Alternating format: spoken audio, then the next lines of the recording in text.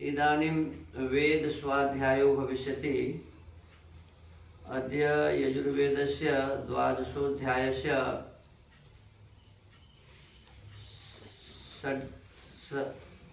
षट्शीति मंत्रस्य स्वाध्यायो भविष्यति। स्वाध्यायमान मंत्रस्य यस्यौषधिः पसर्पथाङ्गमङ्गम् इत्येतानि प्रथमानि पदानि सन्ति। अब वेद स्वाध्याय होगा। आज यजुर्वेद के 12वें अध्याय के 86वें मंत्र का स्वाध्याय किया जाएगा। स्वाध्याय किए जाने वाले मंत्र के यस्यौषधिः प्रसर्पथाङ्गमङ्गम् ये प्रारंभिक पद हैं। ओम यस्यौषधिः प्रसर्पथाङ्गमङ्गं परुस्परुः ततो यक्ष्मं विबाधध्व उग्रो मध्यमशीरिव। आइए विजय करिए। कल कौन किए थे आप? करो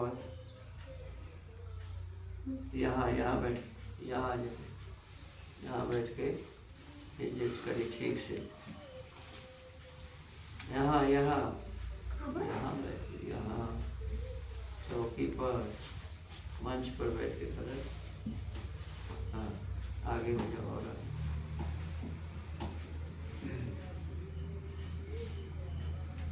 आगे देख के ऐसे करता है आदमी। या रसो आकार दंते सा या संयुक्त दीर्घ आकार मूर्धन्य सा ह्रस्व आकार धा दीर्घ ईकार विसर्ग। यत्र औषधि, यत्र का यस्य औषधि, यस्यौषधिः पारा संयुक्त ह्रस्व आकार सा ह्रस्व आकार दंत सा ह्रस्व आकार पा ह्रस्व आकार रेप था दीर्घ आकार नागा संयुक्त ह्रस्व आकार मा ह्रस्व आकार नागा संयुक्त ह्रस्व आकार अनुस्वार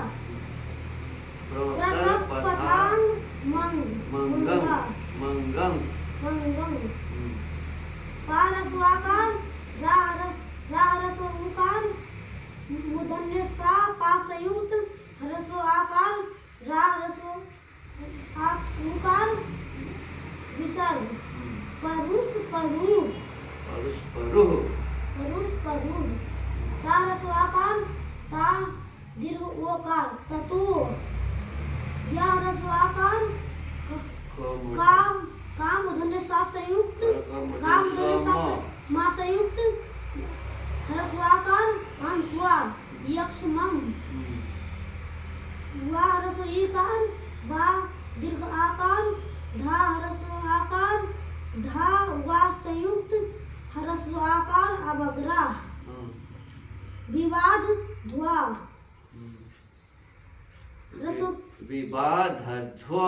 विवादध्वा ह्रस्व उकार ह्रस्व उ गाना संयुक्त गारा संयुक्त दीर्घ उकार उग्रो मा ह्रस्व आकार धा या संयुक्त ह्रस्व आकार मा ह्रस्व आकार तालव्य सा दीर्घ ईकार रा ह्रस्व ईकार वा ह्रस्व आकार मध्यम मशीरिवा।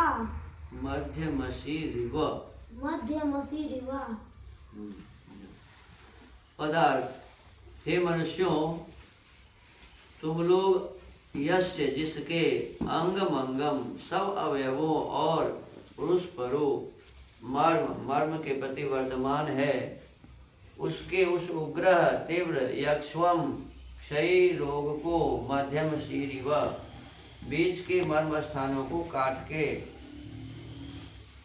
हुए के समान विवादध्वे विशेष कर निवृत्त कर ततः उसके पश्चात औषधियों को प्रसर्पथ प्राप्त हो। इस मंत्र के ऋषि हैं यस्यौषधिरित्यस्य विषग ऋषि वैद्यो देवता निश्चित अनुष्टुप छंद गांधार स्वर। ठीक ठीक सेवन की हुई औषधि रोगों को कैसे नष्ट करे, यह विषय अगले मंत्र में कहा है।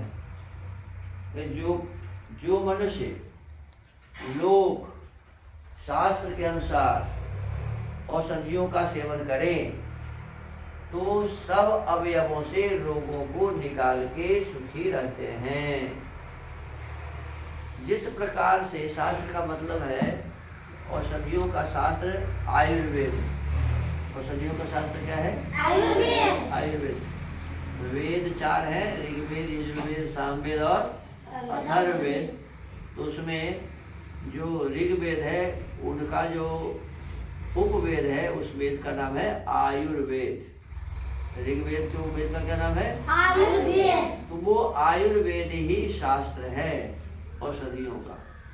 कहते हैं जिस प्रकार से उस शास्त्र में अर्थात आयुर्वेद में औषधियों को सेवन करने का विधान लिखा हुआ है।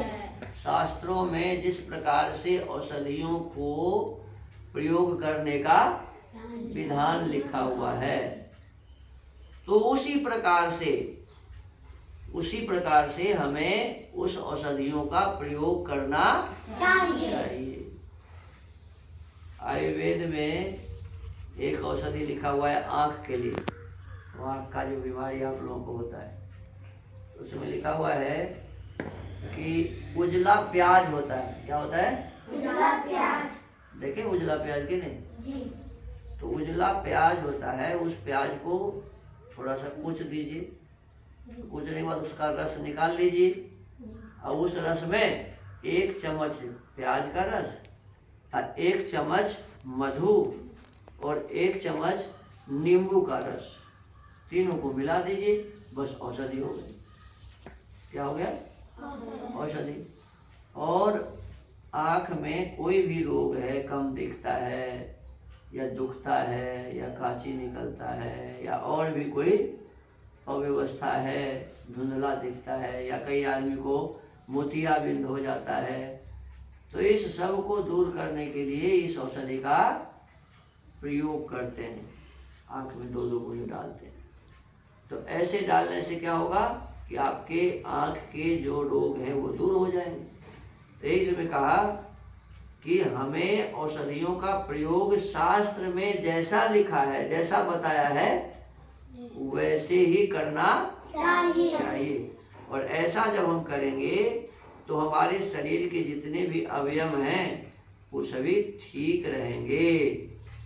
तो सब अवयवों से रोगों को निकाला जा सकता है। चाहे हमारे कान में रोग हो, चाहे आँख में रोग हो, चाहे मस्तिष्क में हो, चाहे हाथ में हो, चाहे कंठ में हो, पैर में हो, पेट में हो, कहीं भी हो। तो जैसा नियम है उस नियम के हिसाब से यदि हम औषधि करेंगे तो हमारे शरीर के सारे रोग निकल जाएंगे, दूर हो जाएंगे और हम सभी सुखी हो जाएंगे।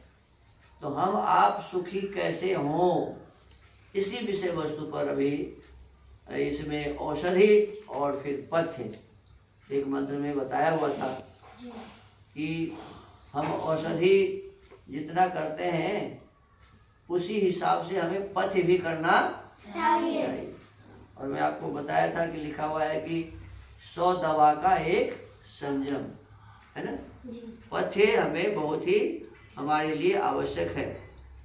हम आप प्रतिदिन नियमित रूप से अपने जीवन को संयमित ही होकर ही बिताएं, पथ्य के अनुसार ही बिताएं, तो फिर रोग ही नहीं होगा।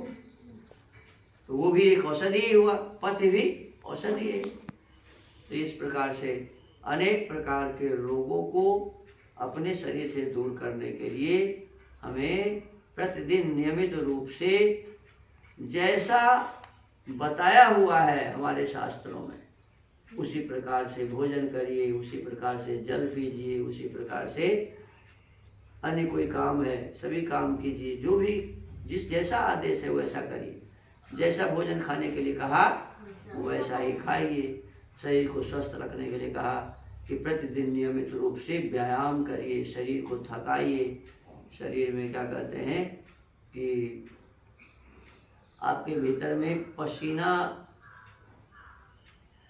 भरा पड़ा है, वो पसीना निकालिए इस शरीर से। पसीना निकालेंगे तो शरीर ज़्यादा स्वस्थ रहेगा। तो व्यायाम इसीलिए लोग करते हैं कि शरीर से पसीना निकले, उसके माध्यम से गंदगी बाहर निकल रही है, पसीना के माध्यम से गंदगी बाहर निकल रही है। तो इस प्रकार से हमें नियमित रूप से शास्त्रानुसार, अर्थात हमारे जो आयुर्वेद शास्त्र हैं उसमें जैसा पथ्य लिखा हुआ है, उसमें जैसा नियम लिखा हुआ है, उसी पथ्य और नियम के अनुसार अपने जीवन में औषधियों का प्रयोग करना चाहिए, अन्न आदि का प्रयोग करना चाहिए, जल आदि का प्रयोग करना चाहिए। तो इस हिसाब से हम स्वस्थ रहेंगे। आज इस वेद स्वाध्याय में इतना ही। ओम